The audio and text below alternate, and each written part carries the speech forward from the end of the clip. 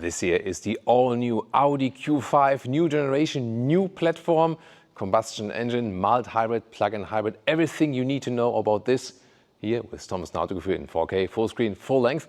And we start here with our ultra blue Q5. This is here the SQ5, the performance model that will come again. And usually the SQ5 would have bright accentuations here around the front grille. However, this one here equipped with the extended black package, and therefore everything then here is darked out, so you can pick it like this. Also then here with the darkened out Audi rings, but you do not have to do that. In general, the new Q5 generation is more aerodynamic, so small optimizations here and there, even in the underfloor and so on and so on, and supposed to bring you more efficiency. Soon more to that when we talk about the engines under the hood. New light technology, here this then the optional matrix LED. You have LED, LED Plus, and then the matrix LED as the top trim. You can pick individual light signatures, for example, and you also have these turning cascading indicators, cascading turning indicators. That's the way. This is the way. And then towards the side profile, slightly increase in length, like 3.5 centimeters or 1/2 inches in comparison to the predecessor. This here now 4.72 meters or 186 inches. Wheels from 17 to 21 inch, and these are indeed the biggest one available. Wow, this looks really stunning, doesn't it? In this case also here with the red brake calipers as a contrast for the SQ5.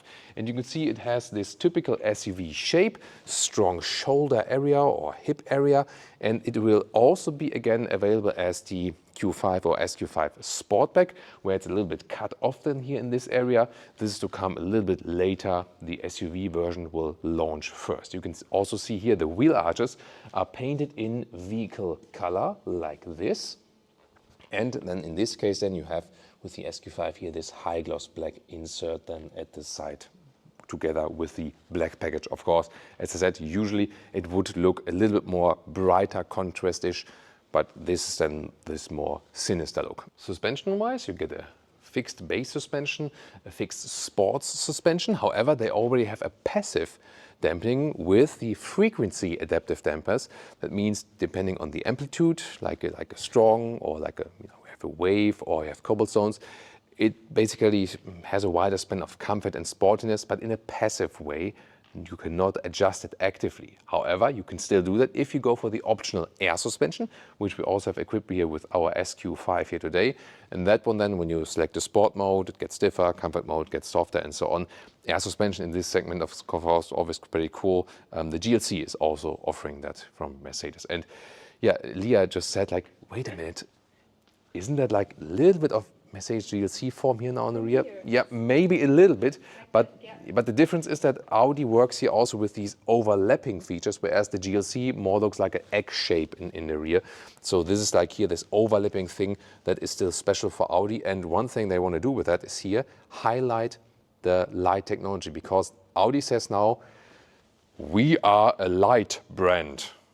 Not like light and, you know, like not strong, but lights, you know, like a brand for light signatures and so on, yeah. And one thing they do, for example, yeah, you bought the Matrix LED as an option, and on top of that, you can buy the OLED, the organic LED. No, it's not alive, and you don't, it's nothing about animal rights or something. They're dead, but they're still called organic LED, and you can see they seem to be alive, because even here stationary, they change a little bit, and this is here the approaching light. So here, you can see here, they change a little bit like this, statically already. And then sometimes when, you know, it's working better with vehicles, but here when the sensors are blocked, I try to be a vehicle now, let's see. Sometimes it works better when, yeah, it works better when there's a car behind, but you've just seen it, and there's like this approaching light basically.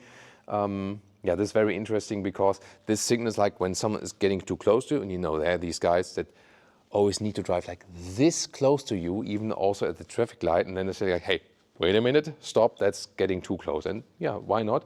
And this communication, there it is again. You can see this kind of like fills up.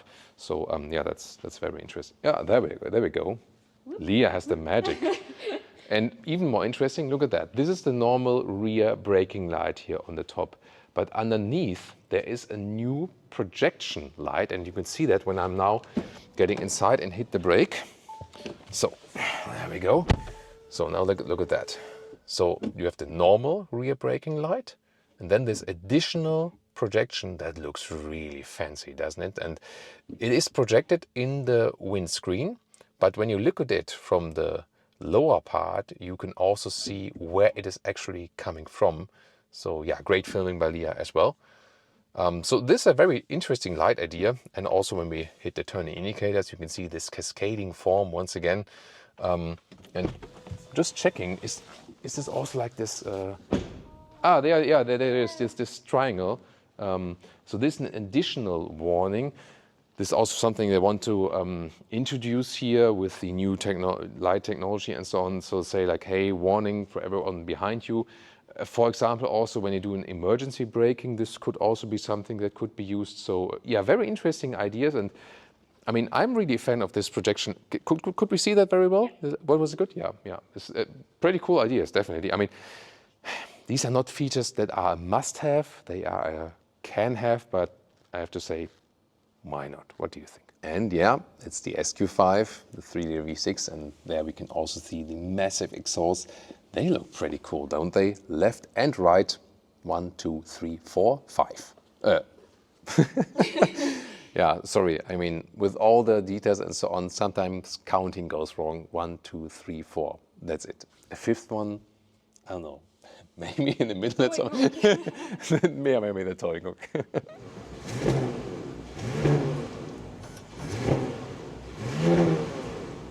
Acoustic front windshield, by the way, is standard. Option, you can also get acoustic side windows for better NVH comfort. However, acoustic side windows in the rear are not available. Okay, and then let's talk about the engines. Lift it up, and we're starting here with the most powerful one, the typical well-known 3-liter V6 here in the SQ5, 367 horsepower. All-wheel drive, still with a rear-wheel bias. Here I also have this nice Audi Sport design. But if you want to go a little bit more efficient, you start with the 2-liter TFSI, so like turbo petrol engine, 204 horsepower, front-wheel drive or all-wheel drive, and the 2-liter TDI, also 204 horsepower and all-wheel drive. Later on, there are plug-in hybrids to come based on a 2-liter TSI as well, and then with a new bigger battery, so around 26 kWh gross, probably again 20 kWh net battery like in the other VAG products, and they will also have a relatively high horsepower output. Interesting is that all engines, besides the plug-in hybrid, that is like a bigger plug-in hybrid anyway, so here the V6 and also the 2-liter turbo engines, diesel and petrol, they all have mild hybrid technology, 48-volt board net, with a relatively large battery for an MHEV system, so 1.7 kWh gross battery. So considering then it's not a plug-in hybrid or a typical like Toyota built-in hybrid, relatively big battery, so that means you will have some electric moments when rolling, you can recuperate energy and so on, or regenerate energy. And the thing is that this is supposed to give you more efficiency, at the same time also a little bit more power boost. And here this vehicle is Tambora Grey S-Line, but not the SQ5. However, S-Line and SQ5 are pretty similar in the styling, just that this one does not have the black package in this case. And you can see here the brighter Audi rings, which look more present, I feel, especially when they are not three-dimensional, but now more two-dimensional in this new styling. I think it is needed that they are bright, because otherwise you look in the back mirror and when the rings are darkened, I was like, what is this? I don't even know what brand this is, you know? So I think it's really important to have the bright Audi rings and not to dark them out, my opinion. Maybe you think differently. We can also see the gray here, accentuations, also here at the sides. Once again, painted wheel arches. You can also get exactly this color as contrasting wheel arches, but of course it doesn't work then when it's also this paint, but you could go for a different paint and then this color as a contrasting paint, but there is no black plain plastic wheel arch anymore, so they want to give that like a more upmarket styling. I do prefer here the chrome frames around the window. Do you? Tell me in the comments please. And also 21-inch wheels, but in a different styling. I think they look also pretty stunning. And then towards the rear, what is very interesting, here you can once again see this Audi Sport badge. just that this does not have an S then. So this means then a Q5 in the S line. And indeed, no fake exhausts anymore, because even here the 2-liter TFSI, like the lower petrol engine, has a real exhaust. The air does go through. So indeed, years of work for the autofuel fake exhaust police have paid off, and Audi has removed the fake exhaust. It was such an interesting story behind it, because with the Q5 facelift that was introduced a couple of years ago, they actually improved the fake exhaust and made them, like an edge inside, that they look more real as a fake. And then, obviously all the customers and so on, and also we thought that's too much, and Audi realized that, got our feedback also from you in our comment section, and said, okay, we go for the real exhaust stuff again. And yeah, you can buy our merch now. This is like the 4K Let's Go t-shirt. You can get this one now. It's out now in our shop. It's under the video and also linked in the pinned comment video description. And of course, we still have our famous fake exhaust police t-shirt. You can get this too.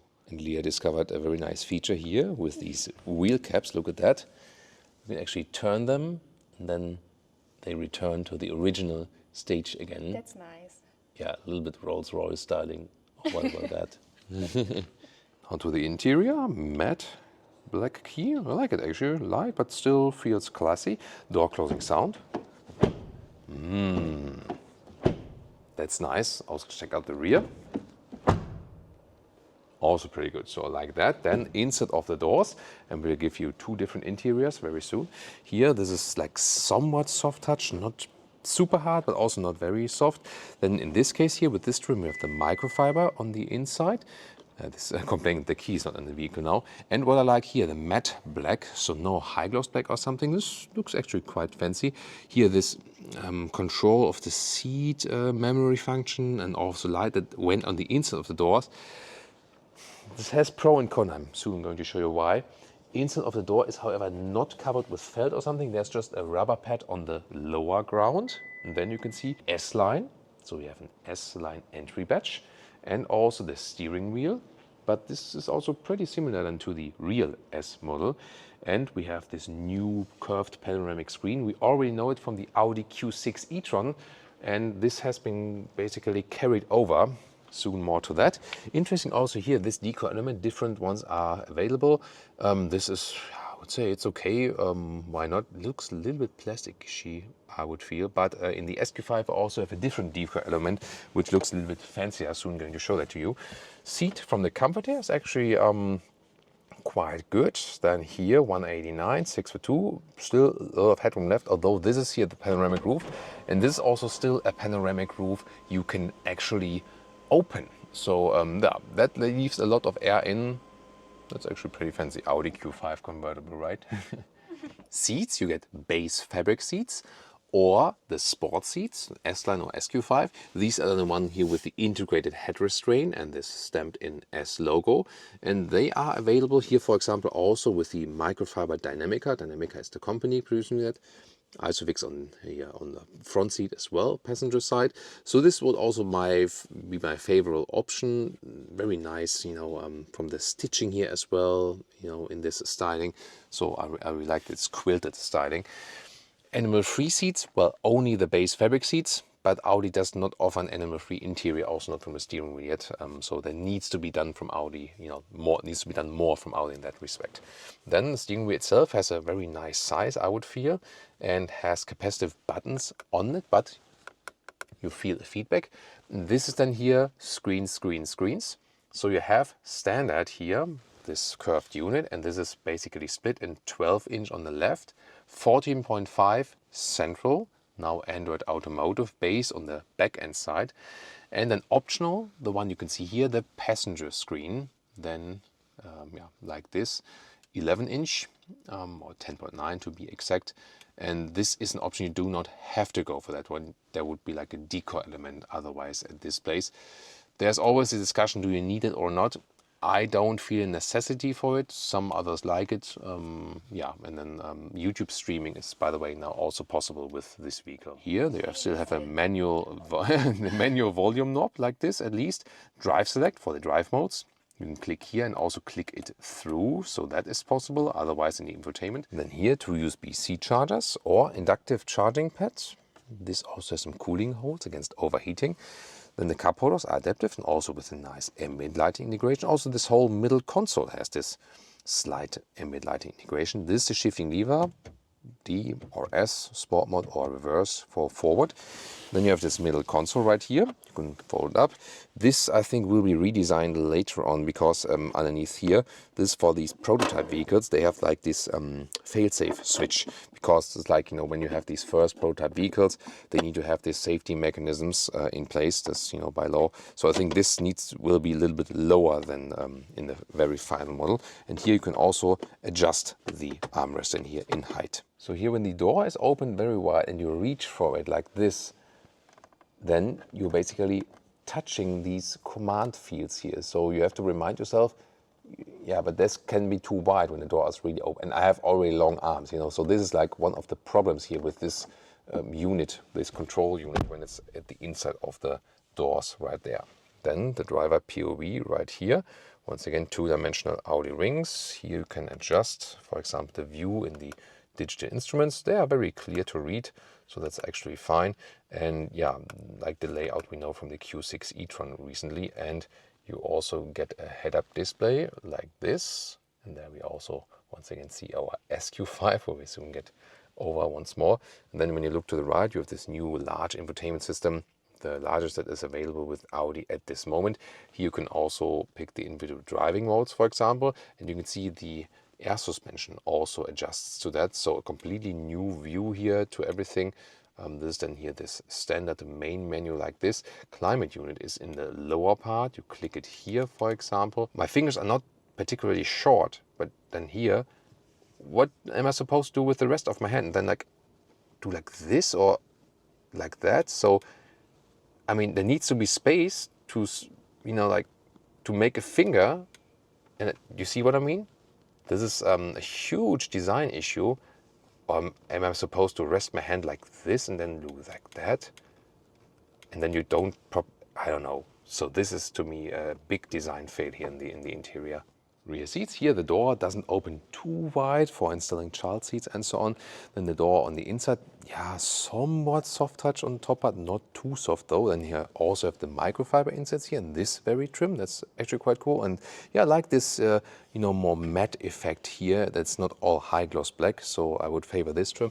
No covering at the inside of the doors though, just a small rubber pad at the very lower bottom. Then also then the microfiber inserts here in this trim, also on the seats in the rear. And ISOFIX on the outsides each, and this is here the lever to control the back part of the seat. So you can have different positions than here. And let's see about the space. So behind the seats as I would be driving, you see you can use this recess here. It is close as for the legroom. Yeah, it does fit, but barely, I would say. And headroom with 189s, 6'2". Here with the panoramic roof, also barely fits, so it's not too much space in the rear. You can move this bench, by the way, so that's possible here front and back, so you can get a little more trunk space by that, for example. And as I said here, you can also move the inclination like this or more backward. The comfort itself on the back seats is actually fine, just yeah, that it's not too much space. In the middle part you can also sit, yeah, but it's definitely stiffer than here. Usually you have the outside seats then for most comfort. Then you can slide this down here, and they're adaptive cup holders. That's actually quite nice. So like this, and you can also press the button here and then use this one here as a single ski hatch to load things through. Then you have here 2 USB-C chargers in the top, and here also a separate climate unit for the rear. Then to the trunk or the boot or the Kofferraum, then we have all the different languages. Kofferraum, listen and repeat. Kofferraum is like luggage room would be the direct translation German to English. Kofferraum it is. Some German lessons always here. Then here we can see is approximately a meter or 40 inches in width, and yeah, a little bit less than a meter or 40 inches in length. And the height here is about 74 centimeters or 29 inches. And I have already removed here this shelf on the top part, which is very interesting. I'm soon going to show that to you here. for example, we can deploy the towing hook underneath, then it comes out. There we go. Then 2 tons for the front-wheel drive version, 2.4 tons for all all-wheel drive versions, like here also the SQ5. If you have the air suspension, you can also here lower the vehicle in the rear a little bit for easier loading in and out.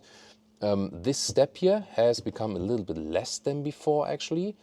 Did I say 520 liters already? So it's 520 liters in total, but they still wanted to keep a little bit of a step that, you know, when you accelerate hard, like here with the SQ5, and then maybe after it open the trunk, like nothing is falling towards you or something. That was the reason behind it.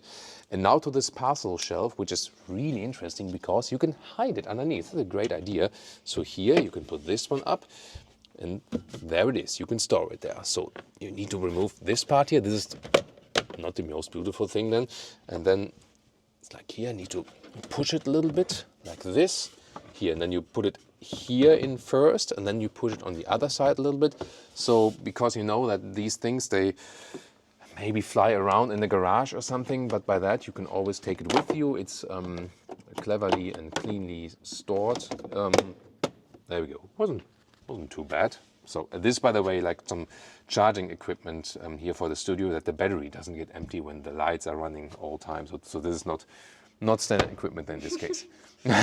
Yeah, what is standard equipment with the modern Audi? Hardly anything. That's the thing.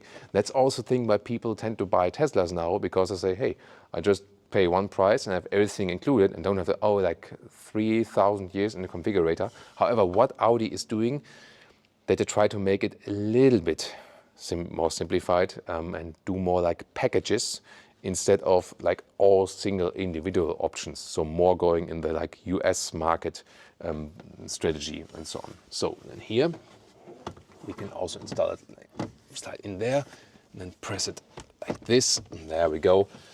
And then we have our classic slider here, the classic cover. There we go. And we can also fold the seats left and right. Yeah, for that it would have been better when it's still out. Sorry for that. But I think you can still very well see it. Then you have to go through, and then you can push it down to fix it really. Yeah, that doesn't really work yet because of the front seat. But you can fix it here on the lower part, and then you have to unfix it again, unlock it again to put it up. And the complete length would be 1.75 m or 69 inches. And this is here our SQ5 interior, with the only difference that, yeah, the ambient lighting has a different color, but you can individualize that here, this light bar and so on. Well, the only real difference is here, the different decor element, but you can also choose that. In this case here, it's like an open cell carbon fiber, I would say.